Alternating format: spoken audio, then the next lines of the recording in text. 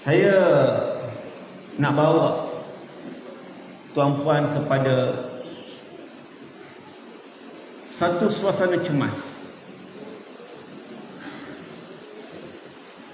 Apa yang berlaku sekarang ini, kita dalam keadaan cemas. Bukan kerana dasar-dasar dan polisi kerajaan sekarang yang bersifat flip-flop, yang bersifat U-turn.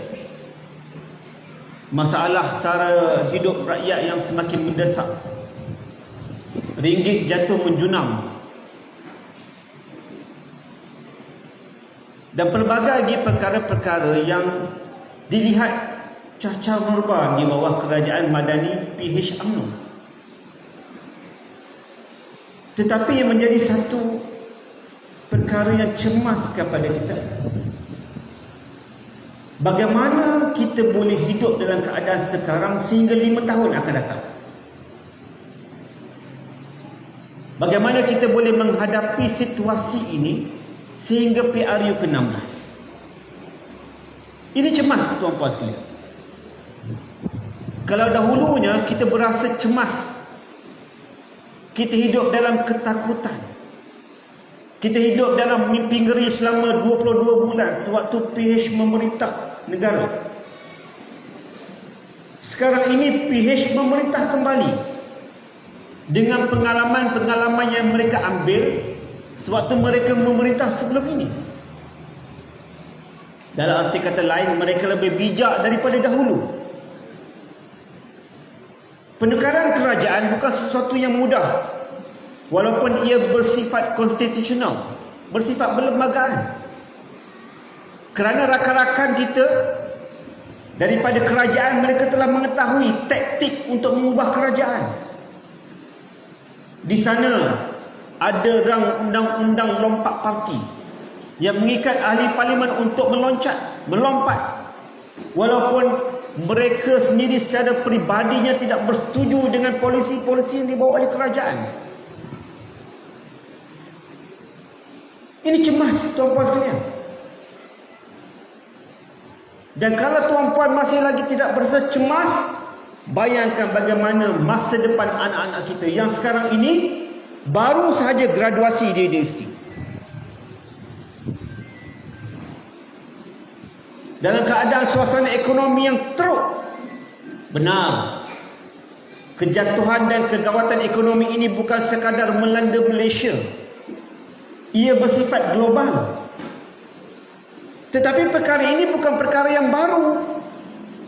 Perkara ini telah pun difahami oleh mana-mana pemimpin politik yang akan dan mahu menjadi pemimpin selepas pasca PRU ke-15. Dia akan menghadapi a great wave, satu gelombang kegawatan ekonomi yang mendesak. Dalam keadaan suasana geopolitik dunia yang cukup rancang, kita berjaya menghadapinya sewaktu kita bersama dengan Perikatan Nasional. Dalam keadaan kita berdepan dengan unprecedented event, satu perkara yang tidak pernah dilalui oleh mana-mana parti politik yang lain, kita berjaya menghadapinya dengan cemerlang. Itu dinyatakan oleh rakan-rakan kita di luar, dan juga dinyatakan dengan komprehensif di dalam laporan Ketua Audit Negara yang kami bersetuju 100%.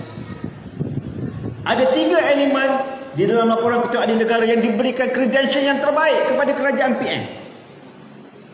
Vaksin, upah dan sebagainya. Dan ini menunjukkan bahawasanya PN berjaya menghadapi suasana itu. Telah terbukti, a proven track record, kata orang putih. Kerajaan Madani mereka tidak mampu. Dalam keadaan suasana sekarang, mereka mempunyai barisan kabinet yang cacar merba, yang mereka tidak bercakap di antara satu sama lain. Hari ini menteri cakap A, besok PMS akan kata B. Ini dasar flip-flop, U-turn yang ditunjukkan oleh kerajaan sekarang. Bagaimana nak berdepan dengan suasana kritikal kalau tidak ada satu suara? Kalau tidak ada barisan kabinet yang mampu untuk menghadapi a great wave ini, gelombang yang besar ini. Sebab itu kita dalam keadaan cemas. Dan bagi keluar daripada kecemasan ini, kita mesti membuktikan satu suara rakyat ditunjukkan dalam PRN yang akan datang ini, ataupun PRU ke-15 bagi 6 buah negeri. Tuan-puan diberikan tanggungjawab untuk menjaga 3 kursi parlimen. Kalau kita rasa cemas, saya yakin dan percaya semua, dan saya dimaklumkan telah pun ada pertemuan-pertemuan dan gerak kerja yang telah dilakukan sebelum daripada program ini di kawasan-kawasan Bantu. Yang ingin saya tarik perhatian tuan-puan sekalian, kalau kita rasa cemas, sewajarnya sekarang ini kita akan mengumpulkan semua tenaga yang ada di kawasan, baik PAS kawasan, baik pemuda, baik muslimat, baik amirah, baik ulama, semuanya akan fokus 60 hari ini untuk turun berkampung di kawasan-kawasan tersebut. Ini cemas tuan-puan sekalian. Ada yang kata sekarang ini kita transit untuk menang. InsyaAllah Kelantan, Terengganu dan Kedah kita insyaAllah boleh menang, boleh sapu bersih. InsyaAllah kita boleh menang di Negeri Sembilan, InsyaAllah kita boleh menang di Selangor, InsyaAllah kita boleh juga menang di Pulau Pinang. Atas basis apa tuan-puan sekalian? Atas basis apa? Apa basisnya? Orang datang ceramah ramai-ramai, orang tengok TikTok kita. Pengalaman saya dengan rakan-rakan di peringkat PAS Pusat, kemenangan itu akan datang bukan semata-mata kerana optik itu. Orang datang ceramah ramai-ramai, orang tengok TikTok kita sampai 1 juta, TikTok live kita sampai 1 juta. Kita kata dah selesai. Pengalaman kami mengurus pilihan raya, nak menang jentera kena kuat, nak menang cawangan kena ada, nak menang cawangan kena berfungsi. Sekarang ni ada 60 hari sahaja tuan-puan sekalian, tak ada dah isu cawangan. Isu yang ada sekarang ini, cawangan di Negeri Sembilan, itulah cawangannya. Bagaimana kita sebagai negeri Bantu untuk turun ke kawasan-kawasan tersebut, memperkukuhkan jentera di peringkat cawangan-cawangan tersebut, untuk kita lebih akses kepada rakyat, untuk menarik anak-anak yang di luar daripada Negeri Sembilan untuk balik ke kampung untuk mengundi. Saya nak bagi cabaran kepada kawan-kawan di Melaka, kalau ditakdirkan pilihan raya dibuat pada hari Rabu, macam mana agaknya di Negeri Sembilan? Kalau buat hari Rabu, seperti mana yang berlaku kepada PRK, 2 kawasan, satu Parlimen Padang Serai, satu lagi di Don Tioman. Saya ambil kes Don Tioman. Don Tioman tak berlakunya pilihan raya kerana calon kita meninggal. Kalau dikira sewaktu hari mengundi PRU ke-15, kita menang di Don Tioman lebih daripada 500 undi. Tetapi apabila dibuat pilihan raya baru pada hari Rabu, kita kalah di Don Tioman. Apakah itu mungkin strategi yang akan dibawa oleh kerajaan sekarang? Itu mungkin. Itu mungkin. Kalau dia buat hari Rabu, bagaimana pengundi-pengundi luar daripada Selangor, daripada Kelantan boleh balik ke Kedah, boleh balik ke Kelantan, boleh balik ke Terengganu, dalam keadaan mereka baru saja pulang daripada cuti Idul Adha? Tuan-tuan sekalian, kita cemas. Siapa kata kita dekat transit? Kita cemas. Sebab itu tuan-tuan sekalian, kita mesti turun bantu kawasan-kawasan di Negeri Sembilan. Saya beberapa hari saya turun ke Negeri Sembilan. termasuklah sewaktu pelancaran PN Negeri Sembilan. Wave gelombang perubahan itu ada. Memang ada. Persoalannya bagaimana kita nak conditionkan, bagaimana kita nak memastikan wave itu berterusan sehingga tarikh pembuangan undi. Ini perlunya kepada orang tempatan bekerjasama dengan jentera bantu untuk memenangkannya. Kita kena ada urgensi, tuan-puan sekalian. Kita perlu ada urgensi. Bukan sekadar kemahuan, tapi kita perlu ada kesungguhan untuk turun bantu. Dan ini yang diharapkan oleh Negeri Sembilan. Sebab kalau ikut atas kertas, insya-Allah boleh menang, tuan-puan sekalian. Insya-Allah. Saya berharap saya datang Melaka, kita makan kambing 7 ekor. Meraihkan kemenangan Negeri Sembilan. Bukan sekadar makan Negeri Sembilan, di sini kita makan. Maknanya tuan-puan bantu jentera dan kita menang.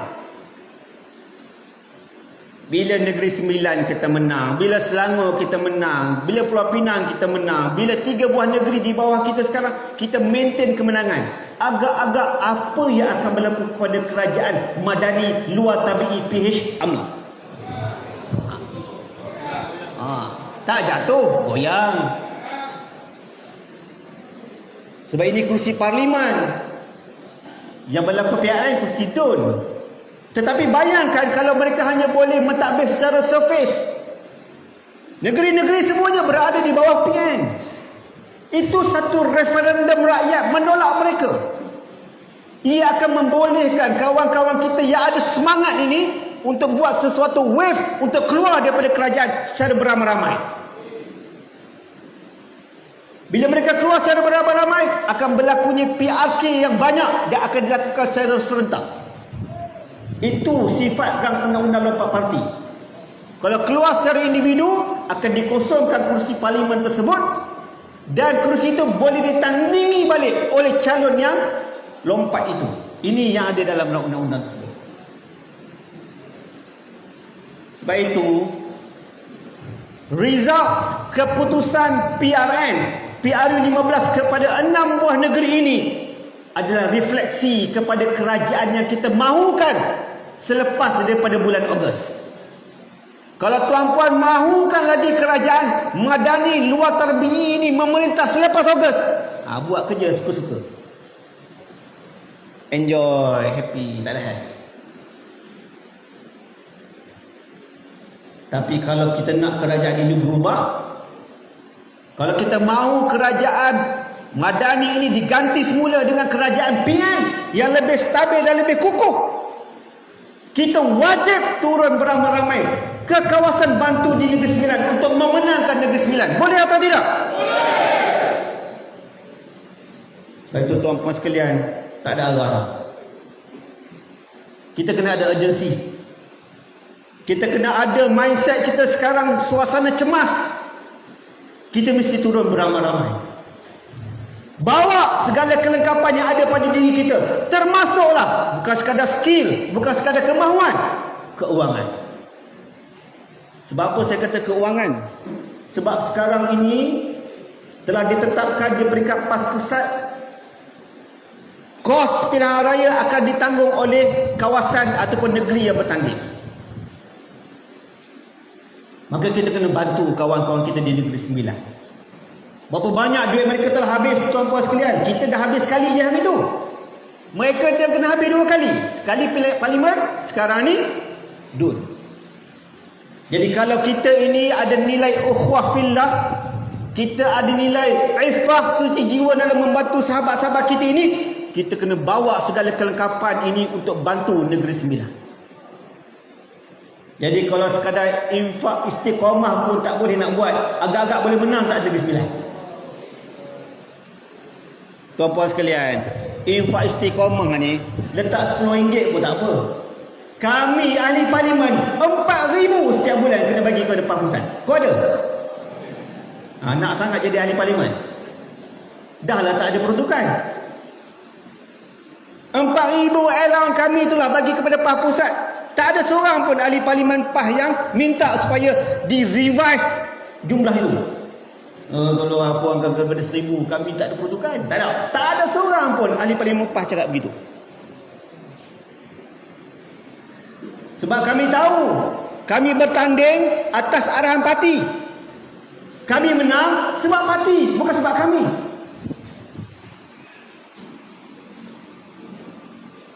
Itu belum cerita tentang operasi office. Ada yang 10,000, ada yang 15,000. Pegawai-pegawai perlu dibayar gajinya. Gaji tak boleh di bawah gaji minimum. Itu belum cerita rakyat datang jumpa minta macam-macam. Tak kira ada peruntukan, tak ada peruntukan. Saya rasa Tuan Guru PJ dah berasa dah. Agak-agak dia menyesal tak jadi jaga. Tapi kami ni steady. Fa inna ma'al usri yusra, inna ma'al usri yusra. Setiap susah ni akan ada senang. 2 kali Allah Ta'ala beritahu. Kalau kita rasa susah sekarang kerana kesungguhan, kerana keperluan untuk turun membantu Negeri Sembilan, percayalah akan ada kesenangan yang hadir selepas itu, insya-Allah. Tinggal lagi kita kena menjemput kemenangan daripada Allah. Sebab itulah jentera-jentera bantu juga kena fahami, bukan sekadar kita membawa segala kelengkapan, kita juga mesti membawa nilai spiritual yang kuat bila kita bekerja nanti. Kita kena usaha bermunajat kepada Allah Subhanahu Wa Taala. Ni sehari dua ni kita berdepan dengan 10 hari di dalam bulan haram. 1 sampai 10 Zulhijjah. Ini semua waktu-waktu doa makbul. Semua double barrel, triple barrel. Kalau kita puasa pada hari Isnin Khamis, dia double barrel. Puasa sunat dapat. Puasa bulan Muharram pun dapat. Hari Selasa kita ada triple barrel.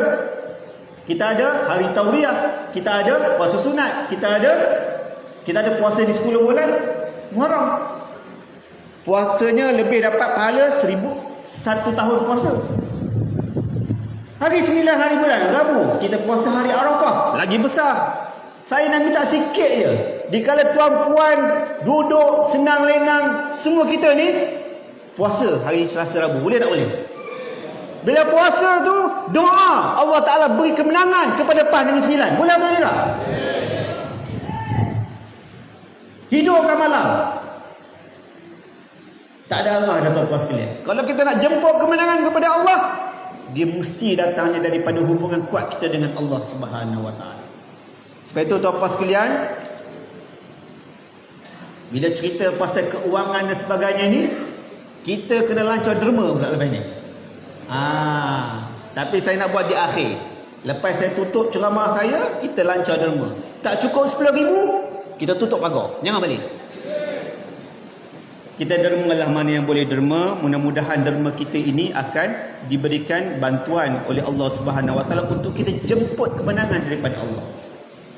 Sebab itu tuan-tuan sekalian, sebagai akhirnya, sebagai ahli gerakan Islam, kita memahami keperluan ataupun kewajipan mempercayai qada dan qadar Allah Subhanahu Wa Taala. Perkara ini adalah rahsia Allah. Kita sebagai hamba-Nya, kita tidak boleh membaca rahsia Allah. Apa yang boleh kita buat ialah berusaha bersungguh-sungguh untuk mencapai impian kita. Dan impian kita sebagai PAS Negeri Melaka adalah untuk membantu sepenuhnya 3 kawasan di Negeri Sembilan, dan dengan bantuan kita ini, insya-Allah Perikatan Nasional akan memerintah Negeri Sembilan, insya-Allah. Dan sebab itu saya mohon kepada semua, mohon untuk turun dan bantu bersungguh-sungguh. Mudah-mudahan dengan bantuan yang kita berikan kepada PAS Negeri Sembilan ini, bukan sekadar Allah Ta'ala mencatatkan sebagai amalan yang baik di sisi Allah, tetapi kita boleh dengan ini mengubah kerajaan pusat pasca PRU ke-15 untuk ke-6 buah negeri ini. Boleh atau tidak? Dengan ini saya lancarkan gerak kerja petugas bantu untuk Negeri Sembilan daripada PAS Perhubungan Negeri Melaka ini dengan ucapan Bismillahirrahmanirrahim, siru ala barakatillah, berjalanlah dengan mendapat keberkatan Allah Subhanahu wa taala. Aqul qouli hadza wa astaghfirullah li wa lakum. Wassalamualaikum warahmatullahi wabarakatuh. Takbir. Takbir. Takbir.